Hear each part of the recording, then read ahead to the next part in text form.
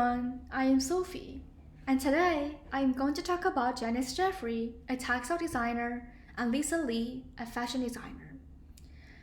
I first opened the link Professor Joanne provided in Canvas to see who they actually are and what they are famous for. Let's talk about Janis first. Janis is an artist, writer, and creator. She's also a professor of visual arts at University of London. As one of the founding editors of Textile, the Journal of Clothes and Culture, she not only published lots of books, journals, and readings on modern textile, but also emphasizes the role of creativity in the arts and humanity. In order to learn more on her styles of work and its influence deeply, I did a research on her. From 1978, Janis started to work on contemporary textile within visual and material culture. Her areas of expertise lie at the intersection of arts and technology, including textile, performance, sound, and publishing. Unlike other textile designers, Janis doesn't have a fixed thinking pattern. She prefers to be creative and think outside of a box.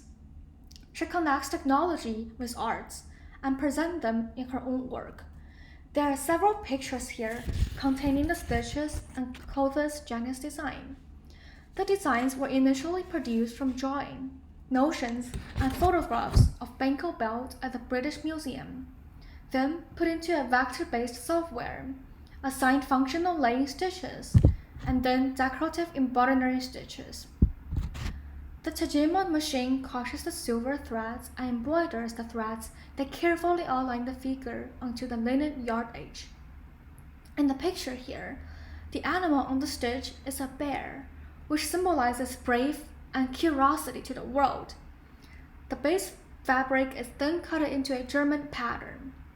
After extensive mathematical proving and testing in a chronic chamber, the animal figure becomes a highly responsive antenna, specifically a patch antenna. It is then connected to other electronic components, including XB wireless transmitter, an Arduino microcontroller, and a hand-stitched LED array. I have to say that this design is unique and awesome. My mind on textile was opened by Janis, and I suddenly realized that clothes can be designed this way. There are many people like me who are also inspired by this design and are willing to have a look physically. Many people believe that this design might lead to a new fashion. Janis is working on touch interfaces so that people can feel a piece of cloth visually. She and her groups are also looking at how the material collection can inform technology by the development of interactive creative displays for creative practice. At the same time, folding clothes visually is also a way to save our environment, because the factories can only make clothes only if the consumer wants. It is a great way to reduce the chance of over-making clothes. And let's move on to Lisa Lee. As a fashion designer, Lisa Lee not only designs clothes, but also loves to make handmade art toys. The art toys that she made makes me feel sweet and warm. The picture here is one of her designs. The green little toy with two big eyes are gazing at the customers, wondering about the world. These toys seem to be us in our young age. Within the eyes, there are curiosity to the world. There are hope to the future. It is pure, simple, and clear. Each little toy is unique, and it contains its own story. I really love how Lisa creates a small story for each of the toys. I will share a story that I find interesting. Albert would like to be a theoretical physicist. He has a special interest in the theory of relativity. He dreams his future work will influence the philosophy of science. All the small toys have their wants, hopes, and dreams.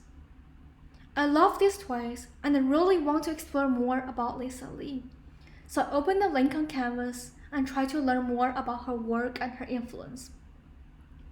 On the first page of the website, There are various small monster toys. Some looks really happy, while others seem to be exhausted and disappointed. These emotions are just like us in the reality. We may sometimes feel tired and exhausted because of the schoolwork or stresses from our family, but later feel excited or satisfied because of a good meal or a small gift from our friends. I personally really appreciate this design because it takes humans' feeling and emotions into the small monster's eyes. These toys are different in colors and sizes, but they all share a same feature. That is, they all have such big eyes. Lisa is famous and notable for these little toys because people can make connections between themselves and the toys. Many people love to buy the small toys because they're cute, easy to display, and easy to clean. On the website, we may even get a chance to design our own monsters. Unlike Janis, we mentioned above, who is passionate in connecting technology with designs, Lisa is interested in connecting people's daily emotions with her own work. Janis' work may be a bit high-end and unreachable for us, but Lisa's work makes me feel real and warm. These toys are made of two kinds of leather, almost soft leather from Sweden and denim leather from Italy, so they're really easy to clean if it gets dirty. Since these leathers are from cows and lambs, they're very silky and smooth. That is also a reason why so many people enjoy touching them. However, leather is probably not good for our environment and animals. I would strongly suggest Lisa to use recyclable materials for her future work if I get a chance. The eyes are custom designed and cast acrylic manufactured one pair at a time in brulers. They have a post and metal washer affixed to post internally to make them safety eyes, as you can see in the picture. And here I want to make a connection to my own work. I was really inspired by Lisa Lee's handmade toys, and I decided to make toys for my final project. Since Lisa Lee's materials are often from leather and is probably not good for our environment, so I decided to use second-hand materials which are recyclable for my final project.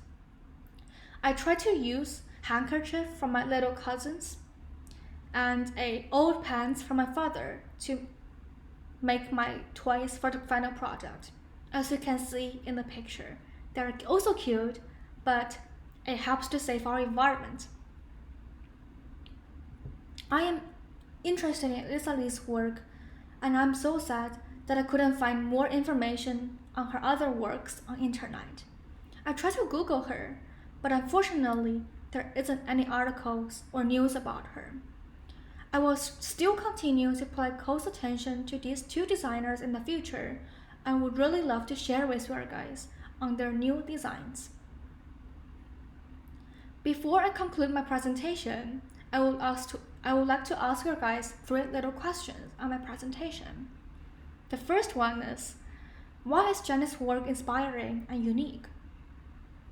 The second one is, do you like Janis' work more or Lisa's design more, and why? And lastly, which designer do you think will lead to a new fashion? And that's conclude my presentation. Thanks for listening, and I hope that in the future we can all learn more about the fashion designer and how their work changed our world. Thank you.